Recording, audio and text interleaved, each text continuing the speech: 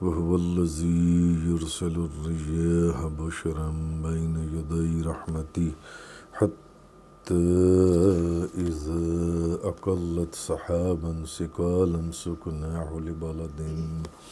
لبلد ميت فأنزلنا به الماء فأخرجنا به من كل الثمرات كذلك نخرج الموتى لعلكم تذكرون۔ اور وہی ہے جو اپنی رحمت کی بارش کے آگے آگے خوشخبری کی ہواؤں کو بھیجتا ہے، حتیٰ کہ جب وہ ہوائیں بھاری بادل کو اٹھا لیتی ہیں تو ہم اس کو کسی بنجر زمین کی طرف روانہ کر دیتے ہیں، پھر ہم اس سے پانی نازل کرتے ہیں، پھر ہم اس پانی سے ہر قسم کے پھل نکالتے ہیں، اسی طرح ہم مردوں کو قبروں سے نکالیں گے، شاید کہ تم نصیحت حاصل کرو۔ تو آج سورۃ الاعراف کی آیت نمبر 57 سے بیان ہے کہ اور وہی ہے جو اپنی رحمت کی بارش، اپنی رحمت کے آگے آگے خوشخبری کی ہواؤں کو بھیجتا ہے، حتیٰ کہ جب وہ ہوائیں بھاری بادل اٹھا لیتی ہیں تو ہم اس کو کسی بنجر زمین کی طرف روانہ کر دیتے ہیں، پھر ہم اس سے پانی نازل کرتے ہیں،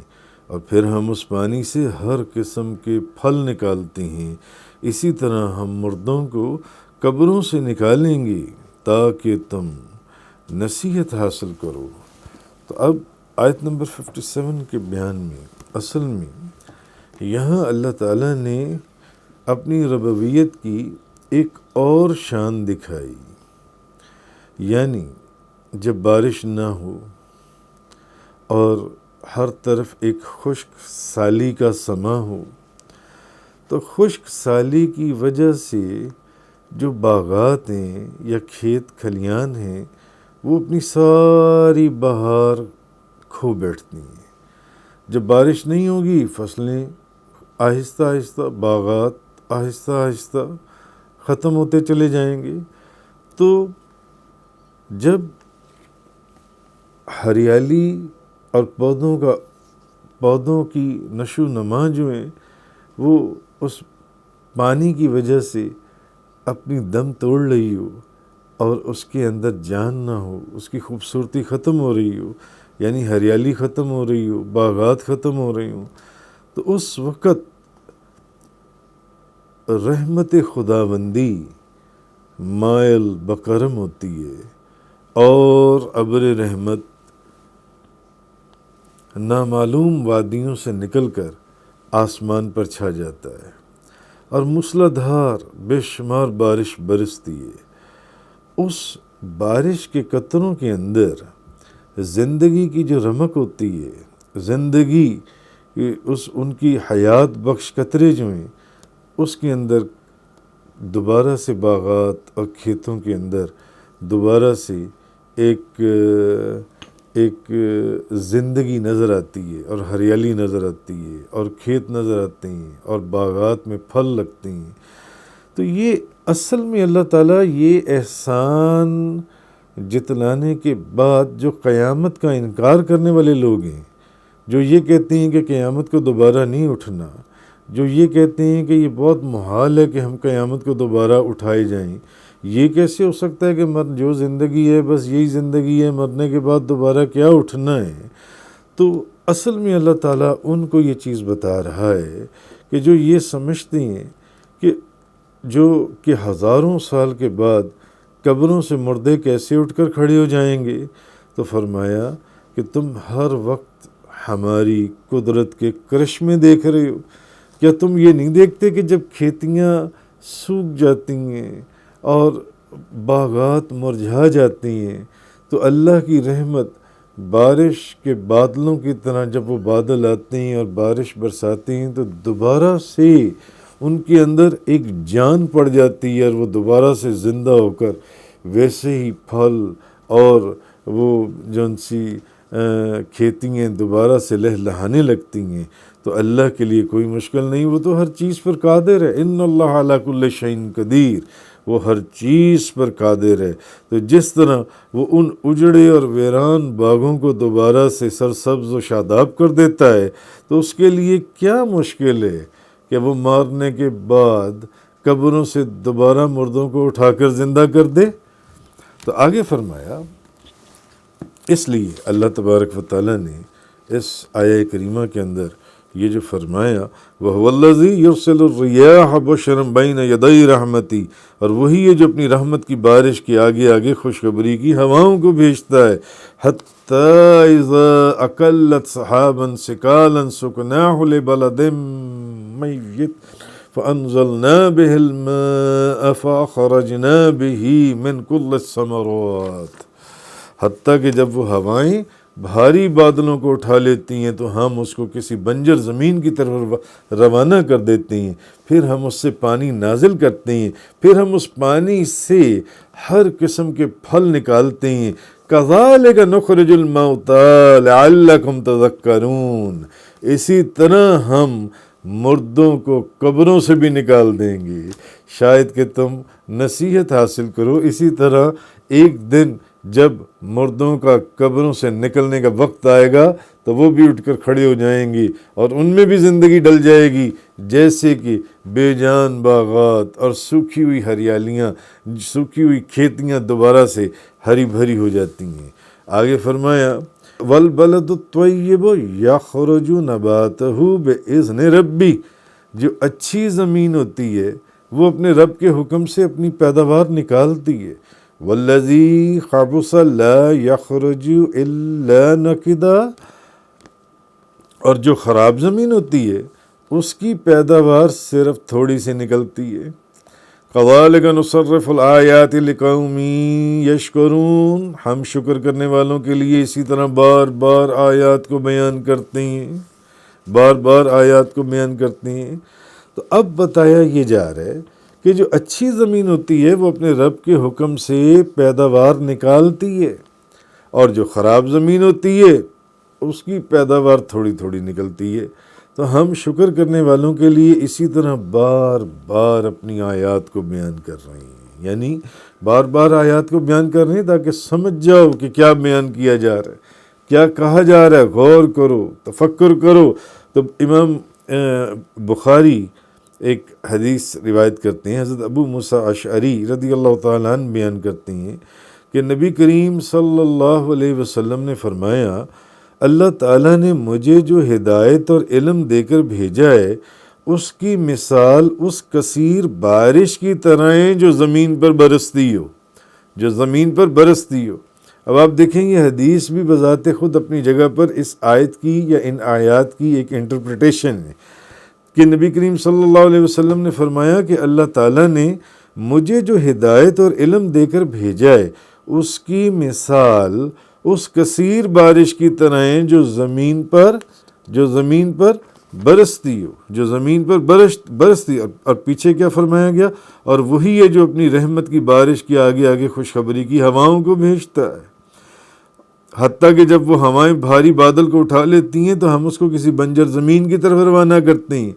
پھر ہم اس سے پانی نازل کرتے ہیں، پھر اس پانی سے ہر قسم کے پھل نکالتے ہیں۔ اسی طرح ہم مردوں کو قبروں سے نکالیں گے تاکہ تم نصیحت حاصل کرو۔ یعنی بنجر زمین اور زرخیز زمین اس کی بھی مثال دی جا رہی ہے یہاں پر۔ تو امام حضرت ابو موسیٰ اشعری بیان کرتے ہیں کہ نبی پاک صلی اللہ علیہ وسلم نے فرمایا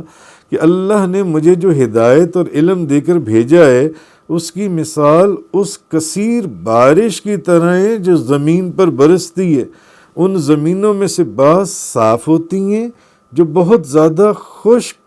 اور تر گھاس اگاتی ہیں، اور بعض زمینیں سخت ہوتی ہیں، وہ پانی کو روک لیتی ہیں۔ اللہ اس زمین سے لوگوں کو فائدہ پہنچاتا ہے، وہ اس سے پانی پیتے ہیں اور جانوروں کو پلاتے ہیں اور کھیتی باڑی بھی کرتے ہیں۔ اور بعض زمینیں ہموار اور چکنی ہوتی ہیں، وہ پانی کو روکتی بھی نہیں ہیں اور گھاس بھی نہیں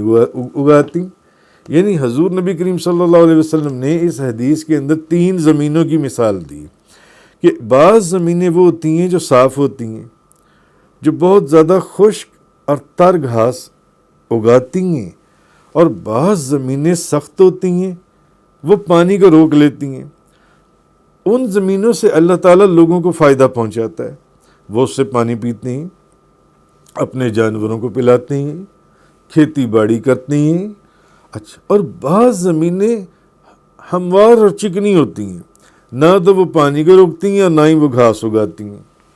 تو بعض زمینیں صرف گھاس اگاتی ہیں، بعض زمینیں گھاس بھی اگاتی ہیں، ساتھ پانی بھی روک لیتی ہیں، وہ پانی پر جانور بھی پیتے ہیں، لوگوں کے بھی کام آتا ہے، کھیتی باڑی باغات بھی اس سے سیراب ہوتے ہیں۔ اور بعض زمینیں ایسی ہیں جو نہ پانی روکتی ہیں اور نہ کوئی گھاس اگاتی ہیں۔ تو یہ ایک مثال اس حدیث کے اندر جو نبی کریم صلی اللہ علیہ وسلم نے دی، تو وحی الہی، اللہ کی وحی اور دین اسلام کی مثال نبی کریم صلی اللہ علیہ وسلم نے بارش سے دی ہے۔ وحی الہی کا نزول اور دین اسلام کی جو مثال ہے وہ یہ، وہ اللہ تعالیٰ نے یا نبی کریم صلی اللہ علیہ وسلم نے بارش کے ساتھ دی ہے۔ اور فقہا کی مثال، فقہا کی اس زمین سے دی ہے جو بارش سے تر ہونے کے بعد سبزہ اگاتی ہے اور اس سے لوگ فائدہ حاصل کرتے ہیں۔ جیسے کہ بعض زمینیں جن کی مثال اس حدیث میں آیا کہ صاف ہوتی ہیں، جو بہت زیادہ خشک اور تر گھاس اگاتی ہیں، تو فقہا کی مثال اس زمین سے دی جو بارش سے سیراب ہونے کے بعد سبزہ اگاتی ہے اور لوگ اس سے فائدہ حاصل کرتے ہیں۔ اسی طرح فقہا آپ کی احادیث سے مسائل نکالتے ہیں اور لوگ ان سے فائدہ حاصل کرتے ہیں۔ اور محدثین کی مثال اس زمین سے دی ہے جو اپنے اندر پانی جمع کر لیتی ہے اور پھر لوگوں کو بھی اس سے فائدہ پہنچتا ہے، زمینوں کو بھی اس سے فائدہ پہنچتا ہے، باغات کو بھی اس سے فائدہ پہنچتا ہے، کھیتوں کو بھی اس سے فائدہ پہنچتا ہے، کیونکہ محدثین احادیث کو جمع کرتے ہیں اور لوگ ان سے فیض یاب ہوتے ہیں۔ اور کافروں اور منافقوں کی مثال، جو کافر ہیں یا منافق ہیں، ان کی مثال اس زمین سے دی گئی جو بارش سے نہ تو خود فائدہ اٹھاتی ہے نہ لوگوں کو فائدہ اٹھانے دیتی ہے۔ تو جیسے کہ اس حدیث میں 3 زمینوں کا ذکر ہوا، ایک زمین جو صاف ہے جس میں بہت زیادہ خشک بھی اور تر بھی گھاس اگتی ہے، اور ایک زمین وہ ہے جو پانی روک لیتی ہے، جس سے اللہ اس زمین سے لوگوں کو فائدہ پہنچاتا ہے کہ لوگ اس سے پانی پیتے ہیں اور جانوروں کو پلاتے ہیں اور کھیتی باڑی کرتے ہیں۔ اور ایک زمین وہ ہے جو نہ تو پانی روکتی ہے اور نہ کوئی گھاس اگاتی ہے، نہ پانی روکتی ہے نہ گھاس اگاتی ہے۔ تو قرآن کریم کا نزول، وحی الہی کا نزول، دین اسلام کی مثال نبی پاک صلی اللہ علیہ وسلم نے بارش سے دی کہ فقہا کی مثال اس زمین سے دی ہے جو بارش سے سیراب ہونے کے بعد سبزہ اگاتی ہے تو لوگ اس سے فائدہ حاصل کرتے ہیں۔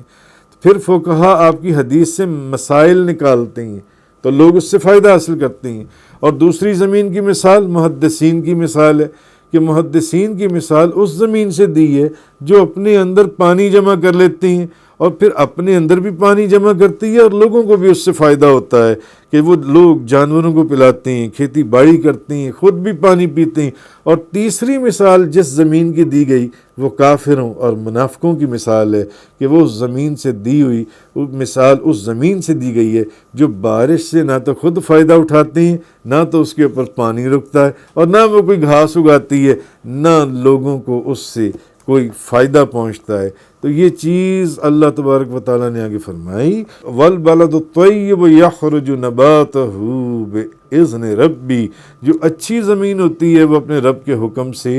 اپنی پیداوار نکالتی ہے، وَالَّذِي خَبُثَ لَا يَخْرُجُ إِلَّا نَكِدًا، اور جو خراب زمین ہوتی ہے اس کی پیداوار صرف تھوڑی سی نکلتی ہے۔ كَذَلِكَ نُصَرِّفُ الْآيَاتِ لِقَوْمٍ يَشْكُرُونَ، ہم شکر کرنے والوں کے لیے اسی طرح بار بار آیات کو بیان کرتے ہیں۔ تفسیر قرآن کا یہ لیکچر انگلش میں سننے کے لیے براہ کرم ڈسکرپشن میں موجود لنک پر کلک کریں۔